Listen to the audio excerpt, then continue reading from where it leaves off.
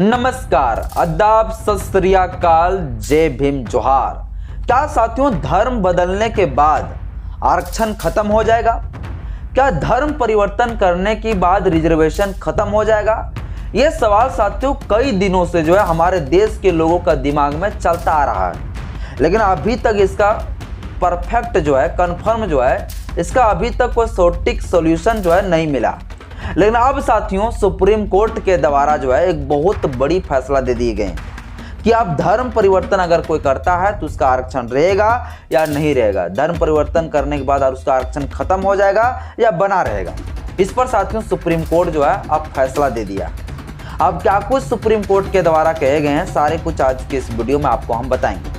बस मेरा छोटा सा अपील है, इस वीडियो को शुरू से अंत जरूर देखें। वीडियो अच्छा लगे तो लाइक करें, चैनल में पहली बार आए तो चैनल को सब्सक्राइब कर लीजिएगा, बेल आइकन को प्रेस करें ताकि जब भी वीडियो अपलोड करूं आपके पास नोटिफिकेशन पहुंचता रहे। सबसे पहले साथियों धर्म परिवर्तन की बात आता है, धर्म बदलने की बात आता है तो इसमें दो तर्क निकलता है। दो तर्क साथियों इस प्रकार से, धर्म एक ऐसे लोग बदलता है जो धर्म को बदलने के बाद ये चाहता है कि हम धर्म बदलेंगे तो मुझे आरक्षण की लाभ मिलेगा, जाति सर्टिफिकेट बना के हम रिजर्वेशन का लाभ ले पाएंगे।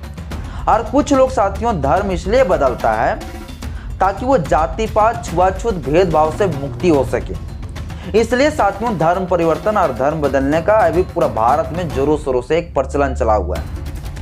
एक तो धर्म इसलिए बदल रहा है ताकि वो आरक्षण का लाभ ले सके, एक तो धर्म इसलिए बदल रहा है ताकि जाति पात छुआछूत भेदभाव से मुक्त हो सके। तो इस समय साथियों जो धर्म परिवर्तन का जो अभी प्रचंड पूरा चल रहा है, ये दो तर्क पर आधारित है।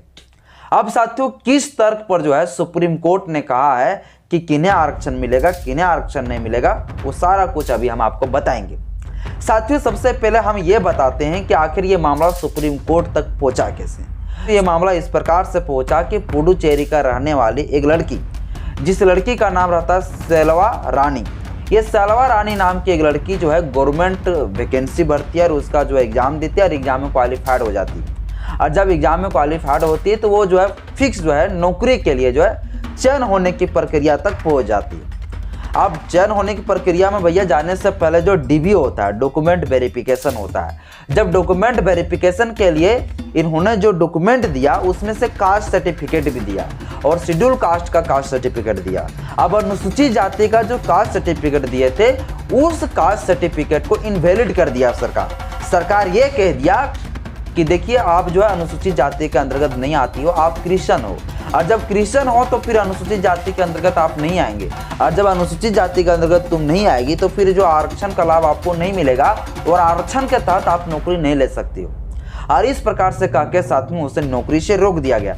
और जब नौकरी से रोक दिया गया इसके बाद ये लड़की क्या की, अपना जो हाईकोर्ट है, हाईकोर्ट की तरफ रुख किए, मद्रास हाईकोर्ट। और मद्रास हाईकोर्ट को ये चीज़ बताया कि सरकार मुझे नौकरी देने से रोक रही है सिर्फ इसलिए कि हम अनुसूचित जाति से नहीं आते, ये कह के। और ये लड़की जो तर्क दी थी अपनी याचिका में ये दी थी कि हम हिंदू है, हम क्रिश्चियन थे लेकिन हम हिंदू धर्म परिवर्तन कर ली, हम हिंदू धर्म में चले गए। अब मेरी जो जाति है वो अनुसूचित जाति के अंतर्गत आता है तो मुझे आरक्षण की लाभ मिलना चाहिए। हाईकोर्ट में तर्क दिए थे याचिका में। अब ये याचिका को क्या किए, मद्रास हाईकोर्ट खारिज कर दिया और खारिज ये करके कर दिया कि आप हिंदू नहीं हैं और आपको हिंदू नहीं है तो आपको रिजर्वेशन के लाभ नहीं मिलेगा, ये कह के साथियों खारिज कर दिया। इसके बाद ये लड़की पहुंच गई सुप्रीम कोर्ट, और सुप्रीम कोर्ट जब पहुंची तो सुप्रीम कोर्ट में भी वही तर्क दिया जो मद्रास हाईकोर्ट में दिया था।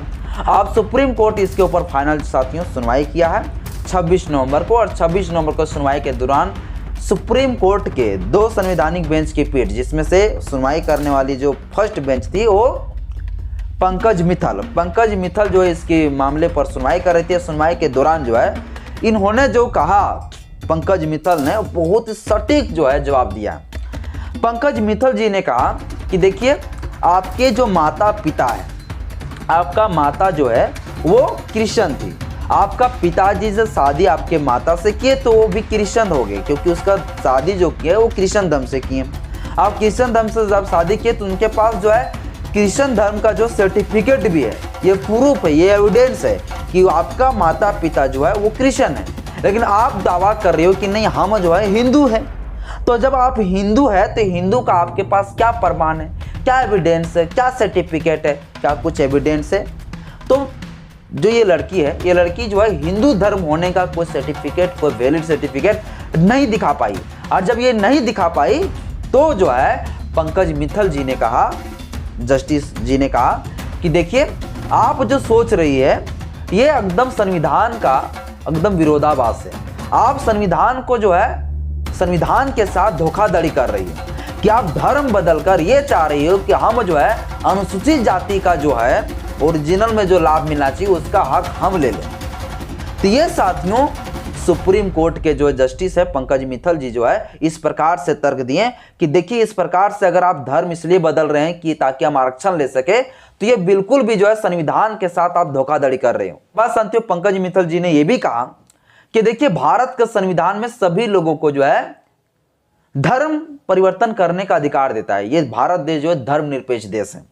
इसका मतलब ये नहीं होता है कि आप धर्म इसलिए बदलिए ताकि आप किसी का जो आरक्षण का लाभ ले सकें।